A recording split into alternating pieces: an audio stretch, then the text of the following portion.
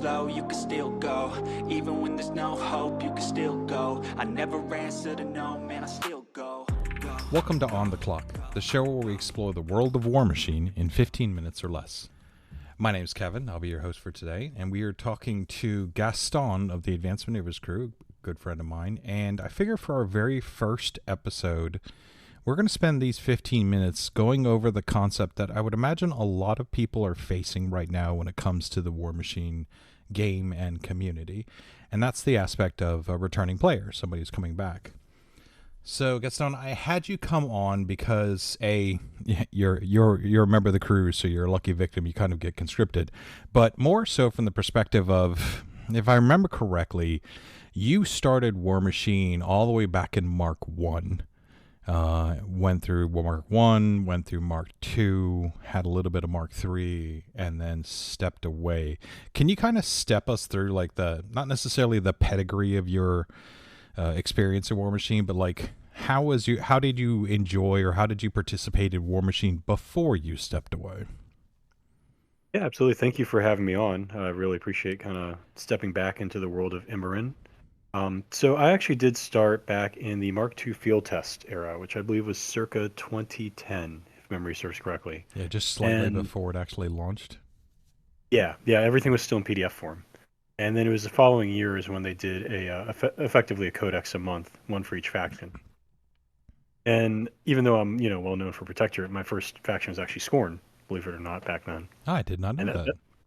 yeah, it didn't last very long. I went to assemble one of the metal elephant things, and I'm out. Went straight over to Warjacks. Was done. So ended up with, the Advanced Maneuvers videos, Turn Extension podcast. I also helped run a Matter of Pact for the Minions. That was a fun podcast to do with Alex and Ricard. And then you had the Mark II to Mark III transition during that time. That was around, I think, 2016 or so. And that was fairly rough. I think one of the biggest problems is that they didn't really open up a lot of design space, and they didn't really understand the rules that they're writing for their game at the time, and you could really tell. So it wasn't like, I set my models on fire and anything, but eventually I did kind of fade out of Mark III and start exploring other games and other options, and that was probably around 2019, just before the pandemic kind of shut everything down. So before we dive into like what you did in the in-between times, you kind of mentioned that it was a bit of I'll call it a sloppy launch, or, you didn't necessarily agree with the way that they were approaching the game at the time. Do you find that it was a single catalyst that kind of drove you, or was it is lots of little things that kind of was like, you know what, it's time to step away? I mean, for me, it was definitely a lot of little things. Because, I mean, I was playing, Theme Forces really kind of got their start at the very end of Mark 1, and then they trickled into Mark 2, and then Mark 3 was an entirely different take on that. But you had, I think the entrance of pre-measuring without them making a lot of changes to the game to adjust for that really made a big impact that I don't think anybody at that time appreciated. And it's something that kind of trickled on. You had kind of a lot of changes to the way facing worked, a lot of changes to the way leadership worked, the way model movement worked, but then not a lot of the actual models changed. And so it was this very strange thing where you had a lot of little tweaks, but it was a lot of the same thing. And then CID came, and CID was a terrible, terrible decision. And I called that when it started, and just kind of watched it go from there. I think a lot of people would probably agree with you on the CID thing. I know a lot of the higher end players, I'll call them, participated in CID to get that cutting edge. But I saw a lot of communities kind of rail against the concept of this constantly and evolving change that they were really struggling to keep up with. So I think a couple people ended up stepping away from the game for that very reason as well. Yeah, I've spent a lot of time for several game companies doing like playtesting and closed betas and things like that, and you don't want to know how the sausage is made. It can be kind of wild. Yeah, I mean, there are some people who do like that, but I think they are the minority, not the majority by any stretch of the imagination. So we get Yeah. to this point where you're like, all right, I think it's done. And I don't even say you, because I think most of the people on the cast kind of hit it maybe at different times, but it seemed to kind of culminate at the same time, because a lot of us seemed to step away to do different things. But you stepped away and you did a couple different things. I believe Malifaux was one of them. I know you dabbled with 40K and Kill Team with us for a hot minute before you ended up diving into Warmachine 40K pretty extensively. I think you even did AOS. Yeah, I mean, I kind of touched on a lot of different things. Malifaux is obviously a big love for me, but I play with my friends. And so I'm just gonna go with what my friends are doing, and I'm gonna kick your ass in whatever game we play. That's not gonna be a problem. And so, when I step back and I say, why are we playing Warhammer? Why are we playing AOS? Why are we playing Spearhead? Why are we coming back and looking at War Machine again? I kind of look at breaking it down into the things that I'm looking at from a game. And the first question, am I having fun? Like if someone's like, why should I play this game? And your first answer isn't because it's fun, you're gonna have a problem. It's a game. Like this is a activity that you're doing recreationally. And so that needs to be like your number one. And then my number two after that is just visual appeal. I'm a very big visual appeal guy. I spend all day working on computers. I want my hobby to be analog. I want to play with my little toy soldiers and I want to touch them. I want them to be real. I want them to be physical. And I want them to look cool. I want them to be something that I can define the silhouettes of, pick my own colors for. And so I want to have that as well. And then finally, kind of the third thing I look for with any of these games is the experience staying fresh. Or we have new ideas, new ways of dojo, new ways of building lists, or are things kind of stagnating? And it's really once you get to that stagnation phase where it's solved, that then you start kind of looking at, greener pastures and looking at other experiences. And do you think that is an experience that a lot of other people who stepped away from Warmachine shared, where I mean, obviously everybody's gonna have their own little take on it, but do you think it's a case of people had a little bit of wanderlust to different games? I mean, I'd like to think so. I think everyone has their own reasons for it. I've just, I'm kind of one of those introspective people, and then I like to make lists, and then I like to share those lists. So I'm like, here's your top 3 reasons why you had problems with Mark III, things like that. Certainly the model design, the way CID worked, and then I think the theme forces were very poorly implemented in the way they kind of pushed you towards a solution. I like kind of the Malifaux model where it's kind of a soft theme where you're going to have a certain subset of models, like say it's like the zombie hookers. All the zombie hookers all have rules that work really well with each other, but you're not forced to take them. So you can pull in other models, even though they don't necessarily synergize exactly with those. You have like this soft theme, this soft encouragement. And I kind of like that system rather than what Warmachine had in Mark III, which is a hard theme system, whereas you will be locked into these bonuses. Yeah, and woe be if you can't get those models for that theme force. So That's what 3D printing's for. I mean, well, what? yeah, at the time that wasn't necessarily as mainstream as it is today. So Some of now those 40K armies that are fully printed. yeah, I've seen those too.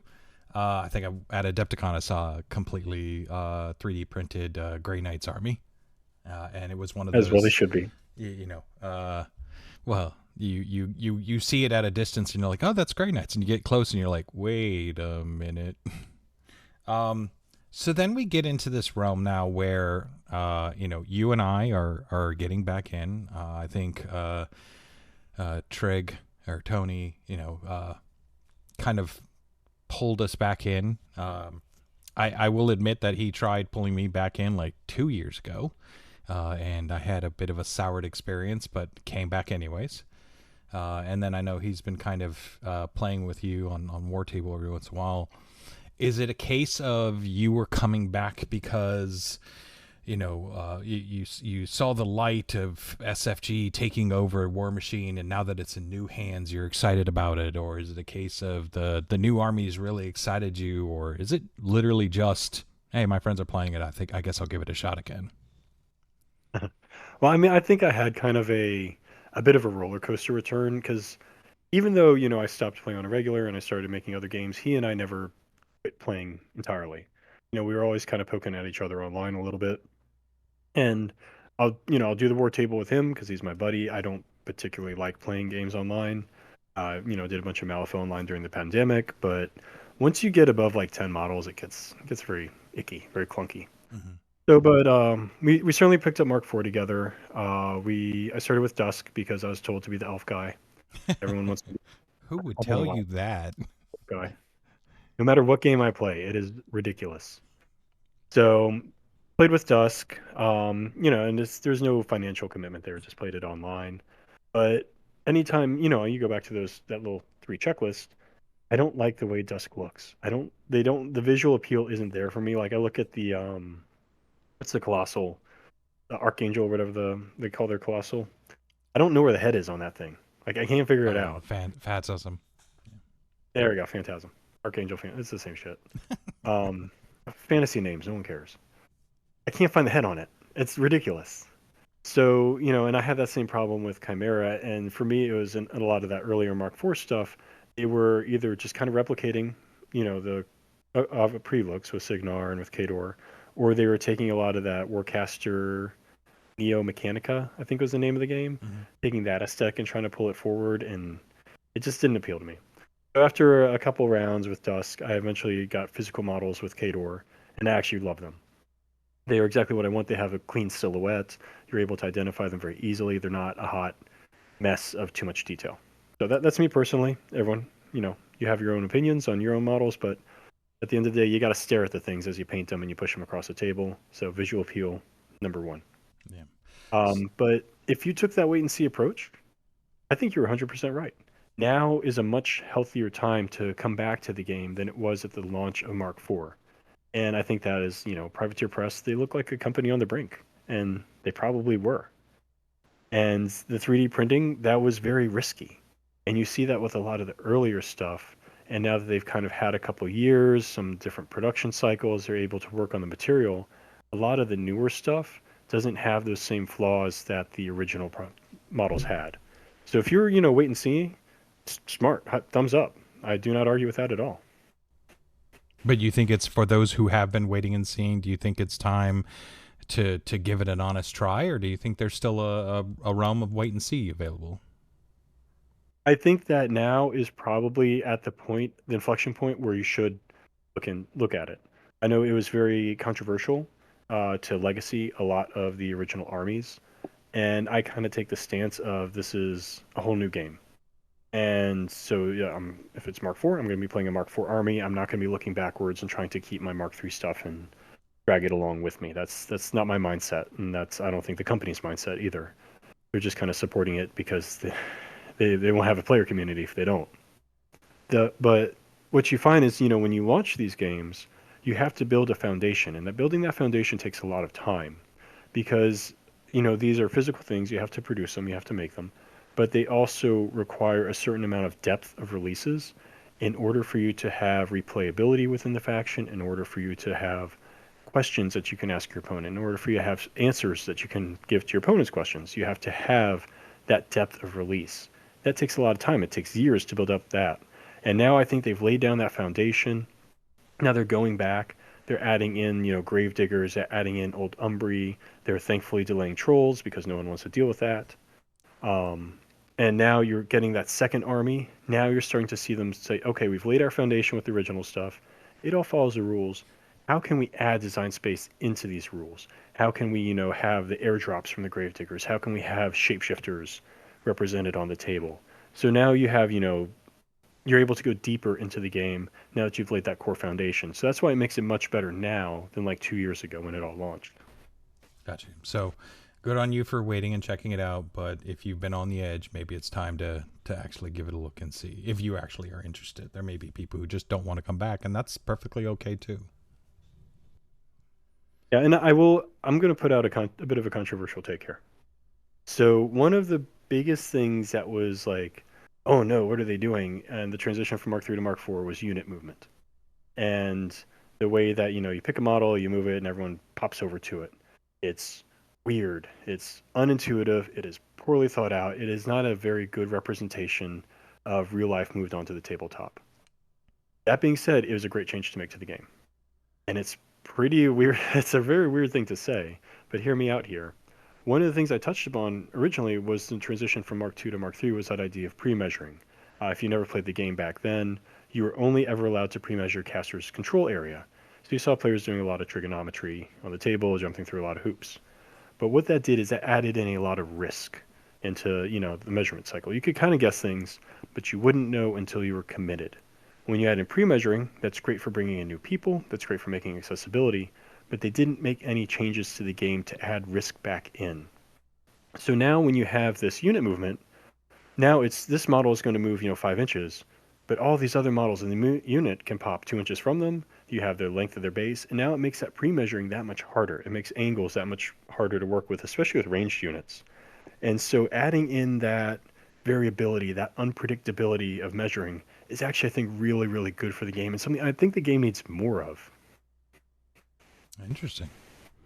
Well, we're going to stay true to the format. That is our 15 minutes, so we've hit our time. Clock has gone off. We are out of time. We have now death clocked. But I still have dice to roll. I still have so many dice to roll. I understand, but the judge said dice down. We're done. I do want to thank you for coming on and sharing your experience. I know that we have other ideas and other things brewing on the channel, so I hope everybody listening enjoys this format. And if you could, give us some feedback. Let me know what you think about these extremely short 15-minute formats that you could potentially catch on a work break or something like that. And until then, we'll see you in the next video.